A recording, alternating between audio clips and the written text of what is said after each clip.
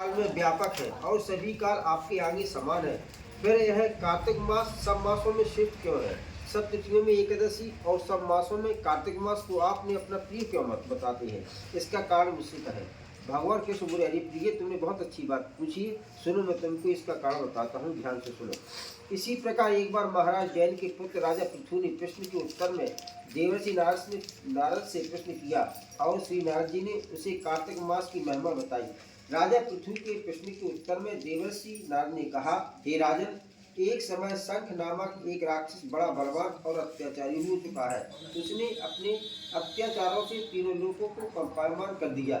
उस शंखासुर ने स्वर्ग में रहने वाले देवताओं को जीतकर इंद्र आदि 10 लोकपालों के अधिकारों को छीन लिया। उससे डरकर सभी देवता सुमेरु पर्वत की गुफाओं में कुटुंबियों के साथ बहुत दिनों तक छिपे रहे। वे सुमेरु पर्वत की गुफाओं में निश्चिंत होकर रहने लगे। उधर जब शंख को पता चला कि देवता आनंद से सुमेरु पर्वत पर रहने लगे हैं, तो उसने सोचा ऐसी कोई दिव्य शक्ति जरूर है जिसके कारण अपना अधिकार छिन जाने पर भी देवता बलवान है। यह सोचते सोचते वह इस परिणाम पर पहुंचा कि वह सब वेद मंत्रों के बल से ही बलवान हो रहे हैं। अगर इनसे वेद छीन लिए जाए तो वह अपने आप निर्बल हो जाएंगे। देवर्षि नारद बोले, ऐसा सोचकर असुर शंख ने भगवान विष्णु को सोते हुए देखकर सत्यलोक में वेद चुराने के लिए पहुंचा। उसको आता देखकर भगवान विष्णु ने उसकी नियत जानकर उसके डर के मारे बीज मंत्रों के साथ समुद्र के जल में छिप गए। शंख भी वेद मंत्रों तथा बीज मंत्रों को ढूंढता हुआ समुद्र में प्रवेश कर गया, लेकिन ना तो उसे वेद मंत्र मिले और ना बीज मंत्र। जब शंख समुद्र से निराश होकर वापस लौटा तो उस समय श्री ब्रह्मा जी पूजा की सामग्री लेकर सब देवताओं के साथ भगवान विष्णु की शरण में पहुंचे। भगवान को गहरी नींद से जगाने के लिए गाने बजाने लगे और धूप गंध आदि से बार बार उनका पूजन करने लगे। धूप दीप नैवेद्य आदि अर्पण करने पर भगवान की निद्रा भंग हुई और वह देवताओं सहित श्री ब्रह्मा जी को अपनी पूजा करते देखकर बहुत प्रसन्न हुए और उनसे कहने लगे, मैं आप लोगों के कीर्तन और मंगलाचरण से अत्यंत प्रसन्न है। आप अपना अभीष्ट वर मांगे, अवश्य मैं प्रदान करूंगा। जो मनुष्य अश्विनी शुक्ल पक्ष की एकादशी से देवोत्थानी एकादशी तक ब्रह्म मुहूर्त लौटकर मेरी अर्चना करेंगे और तुम्हारी तरह मेरे प्रसन्न होने के कारण प्राप्त करेंगे। यह जो पाद अर्ध आचमन और जल आदि सामग्री आप लोग मेरे लिए लाए हैं वह अनंत गुण वाली होकर आपका कल्याण करेगी।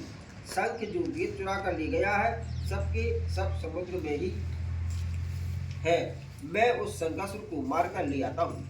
आज से मंत्र बीज और वेदों के साथ चारों वेद प्रतिवर्ष कार्तिक मास में जल में विश्राम किया करेंगे। अब मैं मत्स्य का रूप धारण करके समुद्र में जाता हूँ और आप लोग भी ऋषि महर्षियों के साथ लेकर मेरे साथ चले। जो कार्तिक मास में पहर रात्रि पहले स्नान करते हैं वे निश्चित ही अक्षय फल को पाते हैं।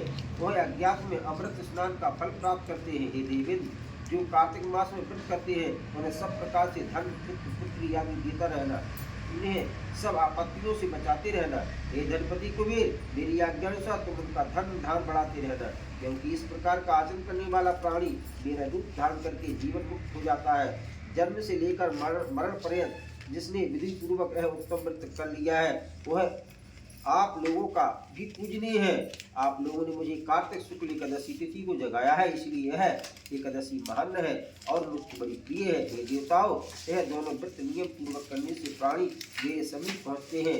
इन व्रतों के करने से जो फल मिलता है वह अन्य व्रतों से नहीं मिलता, इसलिए हर मनुष्य को सुखी और निरोग रहने के लिए कार्तिक महात्मा एकादशी का सुनते हुए उपयुक्त नियमों का पालन करना चाहिए। चौथा अध्याय। नारद जी बोले, दया करके उसे अपने कमंडल में रखूंगा। जब उसने किया वह वहां पर भी बढ़ने लगी। फिर उस रूपी नारायण ने उसे शंखासुर को मार डाला। तत्पश्चात शंख को हाथ में लेकर बद्री वन में आ पहुंचे। बद्री नारायण में आकर उन्होंने सब ऋषि व महर्षियों को बुलाकर आज्ञा दी कि पानी में इधर उधर हुए वेदों को ढूंढो और उन्हें शीघ्र मिलाकर मेरे पास लाओ, तब तक मैं देवताओं के साथ प्रयागराज में ठहरा हूँ। इसके बाद सब ऋषि महर्षियों ने सब बीजों और